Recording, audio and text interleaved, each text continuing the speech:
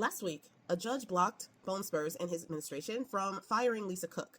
Now, Lisa Cook, for those who don't remember, is the Federal Reserve governor, and they fired her under allegations of mortgage fraud. I'll get back to that because that's going to be important. U.S. District Court Judge Gia Cobb issued a ruling saying that the Bone Spurs administration and Bone Spurs himself violated the Federal Reserve Act for cause provision. Now, that provision says that in order for a president to fire the Federal Reserve governor, there has to be for cause. There has to be an actual cause for that firing. And that cause has to be within the time that they were actually governor. That's why this mortgage fraud thing is important, because they are insinuating that she committed mortgage fraud, which she is vehemently denying, but they're saying that she committed this mortgage fraud before she was even appointed governor. So even if she did commit mortgage fraud, which she is saying she didn't, and I'm inclined to believe because of their whole punish their enemies thing and investigate their political opposition that they have going on right now, that wouldn't be enough for her firing because she didn't commit those crimes during her tenure as a governor. So Judge Cobb pretty much said the same thing and said that, no, you can't fire her. Even if the mortgage fraud thing is true, you can't fire her because she didn't do it during her tenure.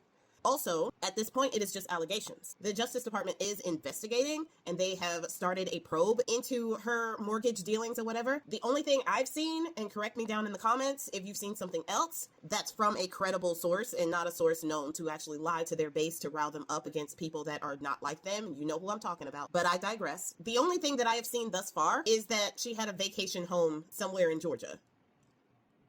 So, like, they act like Democrats can't have multiple homes. How many homes does Bone Spurs have? How many homes does all of those other people have?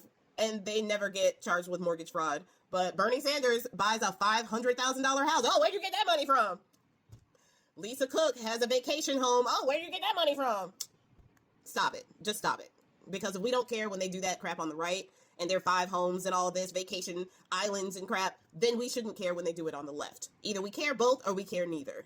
But I digress again. This comes actually right before there is supposed to be a meeting for the Federal Reserve. Now, the Federal Reserve is meeting on the 17th and 18th.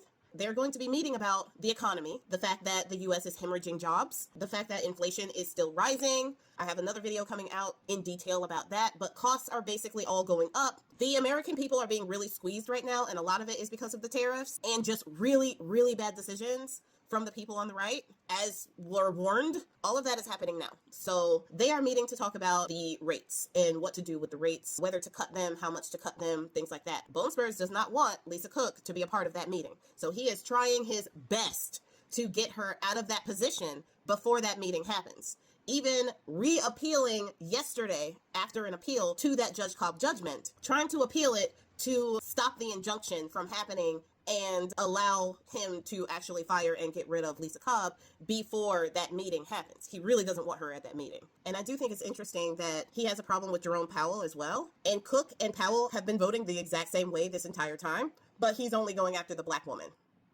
It's probably because he thinks she's an easier target. Hopefully he is proved wrong. So Judge Cobb denied a request from Bone Spurs to have her judgment stayed until he can appeal it. She denied that and said that basically the interests of the people require that Cook be in that position. And there is no reason why she shouldn't be in that position because her firing was in violation of the Federal Reserve Act 4-clause provision. So no, you don't get to break the law and then keep breaking the law until it runs through the courts. In this case, he's not allowed to do that. In the National Guard case in LA, he was allowed to continue breaking the law by holding the National Guard until it ran through the courts, which took months, and that was diabolical. So this time that is not happening. Thank you, Judge Cobb. There's a lot of things that are supposed to go on today that may or may not keep her from that meeting. So we'll have to watch this space.